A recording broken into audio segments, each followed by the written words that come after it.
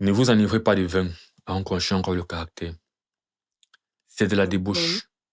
Soyez au contraire remplis de l'esprit. Hmm. Ah, c'est un passage intéressant. Parlons toujours des passages en fait en contexte. Tu sais que Mhm. les gens vont prendre ce passage pour être remplis de l'esprit pour soutenir maintenant certains comportements dans les églises avec qu'on attribue à l'esprit qui est en train de déborder, non? Ils disent que je raconte des sottises lorsque je suis ivre de Dieu. Parce que j'ai pas leur gueule de bois, mais j'ai la langue de feu.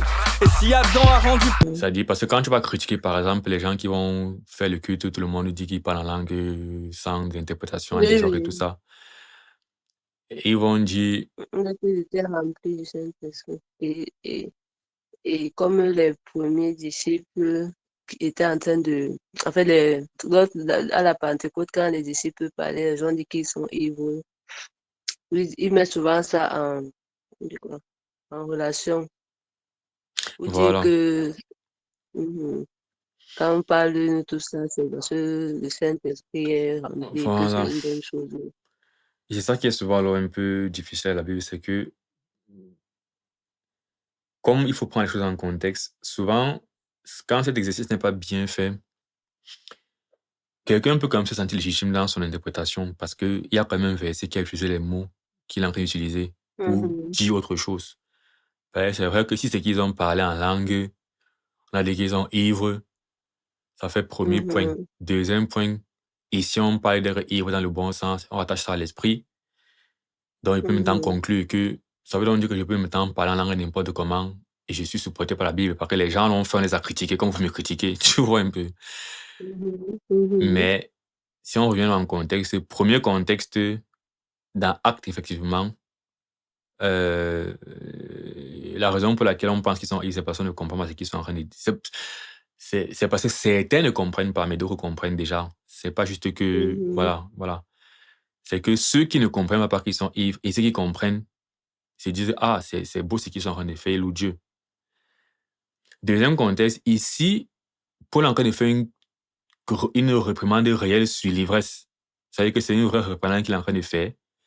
Sauf qu'il parle de cette mhm, réprimande maintenant pour faire un encouragement spirituel. C'est que tu parles d'une situation naturelle, en fait, pour encourager plutôt. Donc, c'est un langage figuré, en fait. C'est pas un langage au sens propre. mhm, Qu'il y a une activité spirituelle qu'on appelle qu'il y a des esprits qui se manifestent comme ça. Non. C'est pour dire, au lieu d'être submergé par le vin, sois submergé par les choses spirituelles, qui va même définir par la suite, en mhm, fait. Donc, on n'a même pas à deviner que. Et c'est ça, c'est qu'on va laisser le verset 18, on va se partir maintenant dans notre expérience, dire ce que veut dire rempli de l'esprit.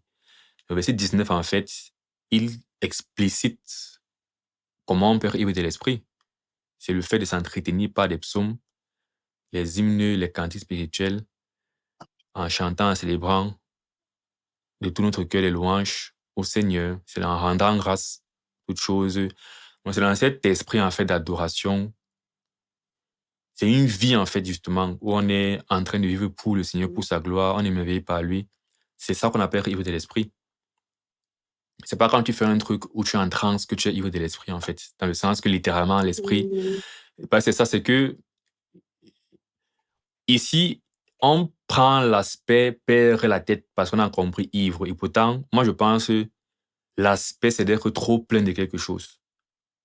Maintenant, on est mhm, trop plein du vin, ok, tu deviens ivre. Et c'est un second niveau de problème. C'est qu'en plus, tu perds la tête.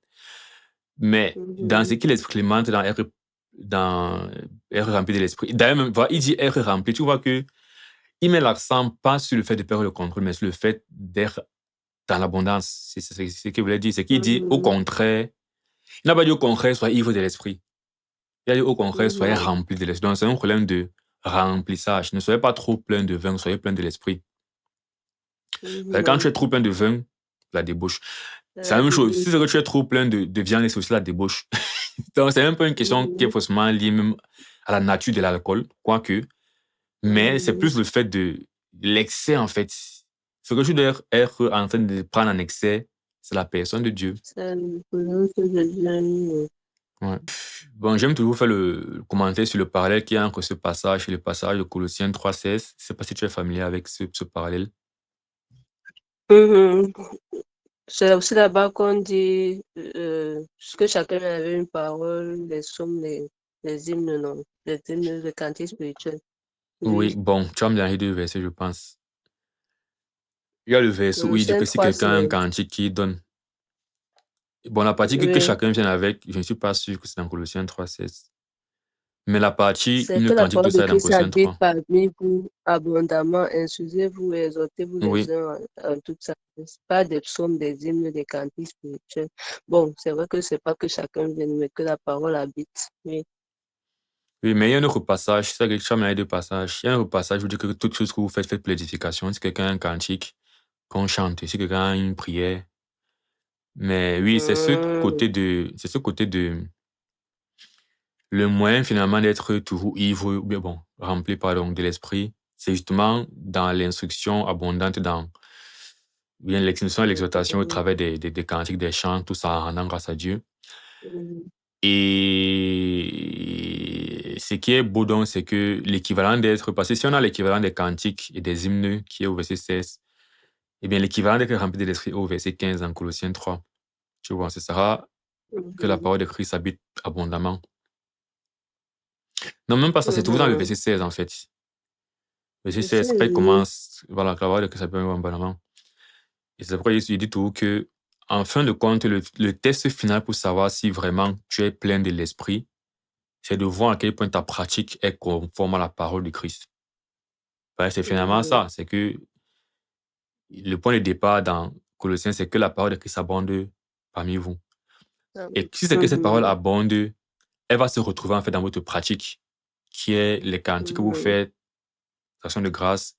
Ça sera conforme à la parole de hum, Christ. Il y aura une concomitance que ce que vous faites et la source de ce que vous êtes en train de faire, qui est le remplissage de Christ. Et comme c'est la parole, ce que vous allez faire, ça va conforme à sa parole.